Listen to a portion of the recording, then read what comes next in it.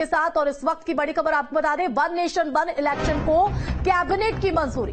तो कैबिनेट में चर्चा के बाद ये मंजूरी, तो ये बड़ी खबर आपको बता रहे हैं। तो कहीं ना कहीं अब वन नेशन वन इलेक्शन की राह जो है वो आगे के लिए आसान हो गई है, यानी पहला पड़ाव पार करा ली गए। तो बड़ी खबर आपको बता रहे हैं, वन नेशन वन इलेक्शन को कैबिनेट ने मंजूरी दे दी है। तो कैबिनेट में चर्चा के बाद इसको मंजूरी मिली है।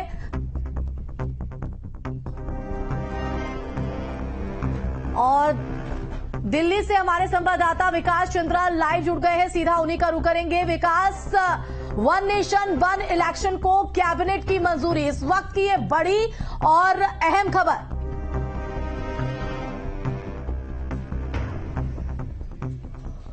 जी, निश्चित तौर पर ये सबसे बड़ी और अहम खबर है और जानकारी आई है। हालांकि सरकार की तरफ से अभी आधिकारिक तौर पर इसके बारे में न तो बताया गया है न इसकी घोषणा की गई है। बस चंद मिनट बचे हैं जब केंद्रीय मंत्री अश्विनी वैष्णव प्रेस वार्ता करने जा रहे हैं और इस बात की पूरी संभावना है कि उस प्रेस वार्ता में उसकी वो घोषणा करेंगे। लेकिन सूत्रों से जो जानकारी मिली है उससे ये बातें सामने आ रही हैं कि वन नेशन वन इलेक्शन यानी एक देश एक चुनाव को लेकर के कैबिनेट में विस्तार से चर्चा हुई है और कैबिनेट ने अपनी मुहर लगा दी है। और कैबिनेट की मुहर लग जाने का मतलब ये होता है कि सरकार ने अब इस पर फैसला कर लिया, क्योंकि काफी दिनों से इस पर मंथन चल रहा था। पूर्व राष्ट्रपति रामनाथ कोविंद जी की अध्यक्षता में इसमें एक समिति बनाई गई थी ताकि वो सभी देश भर के स्टेक होल्डर से यानी सभी राजनीतिक दलों से और दूसरों लोगों से राय मशविरा इस पर कर सकें। आम लोगों से भी राय मांगी गई थी। तो अब कैबिनेट की जब मुहर लग गई तो इसका मतलब सरकार ने इस पर फैसला कर लिया। अब ये एक विधेयक के रूप में संसद के पटल पर आएगा। तो अब थोड़ी देर की बात है और देखने वाली बात होती है कि जब अश्विनी वैष्णव प्रेस कॉन्फ्रेंस करते हैं तो इसका ऐलान करते हैं या नहीं करते हैं। लेकिन सूत्रों से जो जानकारी मिली है कि कैबिनेट में इस पर मुहर लगा दी गई है। तो यानी अब इस मंजूरी के साथ एक तरह से देखा जाए तो आगे की राह थोड़ी आसान हुई।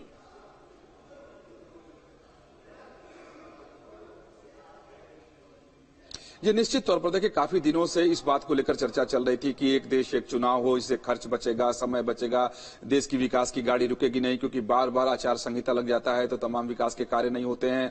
तमाम सारे स्कूल से लेकर के और हॉस्पिटल तक के कर्मचारी चुनाव अभियान में लगा दिए जाते हैं।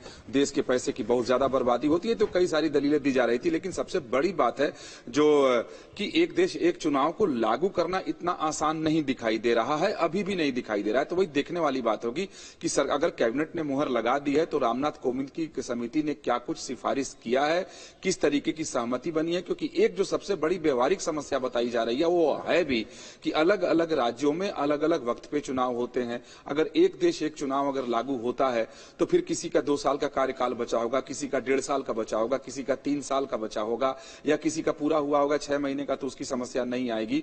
तो क्या सभी सरकारों को भंग कर दी जाएगी या फिर अगले चुनाव तक के लिए अगर किसी का कार्यकाल पूरा हो गया है तो क्या अगर 1 साल बाद चुनाव होना है एक साथ तो क्या 1 साल उस सरकार के लिए कार्य विस्तार दिया जाएगा। तो ये बहुत सारी बातें ऐसी हैं जिसको लेकर के व्यवहारिक समस्याएं आ रही थी। और इसमें ध्यान इस बात का रखा जाता है कि कहीं भी संवैधानिक प्रावधानों का संवैधानिक। ठीक है विकास जी, मैं आपके पास लौटूंगी। हमारे साथ परिवहन मंत्री दयाशंकर सिंह जी भी जुड़ गए हैं। दयाशंकर जी, बड़ा फैसला, एक बड़ा कदम, एक देश एक चुनाव की तरफ बढ़ रहा है देश।